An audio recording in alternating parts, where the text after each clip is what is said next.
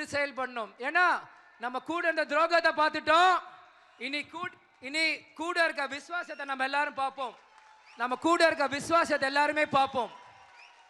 இன்னைக்கு நம்ம திருமதி பிரேமலதா விஜயகாந்த் பொதுச்செயலர் என்ன சொல்றாரோ கண்ணை மூடிட்டு வேலை பார்ப்போம். ஏன்னா இவங்க எல்லாருமே பேசுறது வெற்றி, எத்தனை எம்எல்ஏ, இதைத்தான் பேசுறாங்க. மக்களுக்கு நல்லது பண்றது யாரும் பேச மாட்டேங்கிறாங்க. இன்னைக்கு நம்ம பக்கம் எம்எல்ஏக்கள் வந்து உள்ள போனாதான் இன்னைக்கு நம்ம போய் நமக்கான தேவையை கேட்க முடியும். ஏன்னா இவங்க மாறி மாறி இவங்களே உள்ள இருந்துட்டு உண்மை வெளியே வர தேமுதிக மாதிரி முரசு சின்னம் உள்ள போனாதான் நமக்கான காலம், நமக்கான வெற்றி வரும். ஏன்னா அவ்வளோ திறமையான ஆளுங்க நமக்குள்ள இருக்காம கண்டிப்பாக நம்மளால ஜெயிக்க முடியும். இன்னைக்கு வந்து ஒரு சின்ன ஒரு விஷயம், இன்னைக்கு காலைல விருதுகேஸ்வர் கோயிலுக்கு போயிருந்தேன். இன்னைக்கு வந்து 2 இடத்துல வந்து சூரத்தை எங்க அம்மா வந்து உடைச்சாங்க. சரி நாங்களும் பார்த்தோம் இப்படி எப்படியா உடையணும். ஓங்கி ஒரு அடி கரெக்டா 2ஆ பொளந்தது.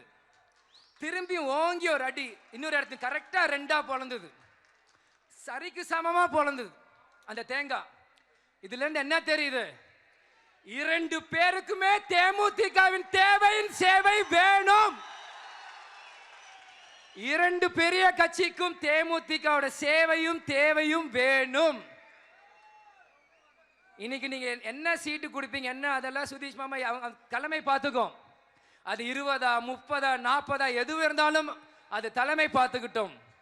ஆனா அந்த எத்தனை சீட்டு நீங்க கொடுக்குறீங்களோ அத்தனை சீட்டு தான் உங்களை ஆட்சியில் உட்கார வைக்கும். அதை மறந்துடாதீங்க. எத்தனை கட்சி சேருது மெகா கூட்டணி இல்ல, தேமுதிக எங்க சேருதோ அதுதான் மெகா கூட்டணி, அதுதான் வலிமையான கூட்டணி. இதை நான் வந்து ஆணவத்திலே திமிர்லயே பேச நினைக்காதீங்க. உண்மையை உறக்க சொல்லணும். அது தேமுதிக தொண்டனால மட்டும்தான் முடியும்.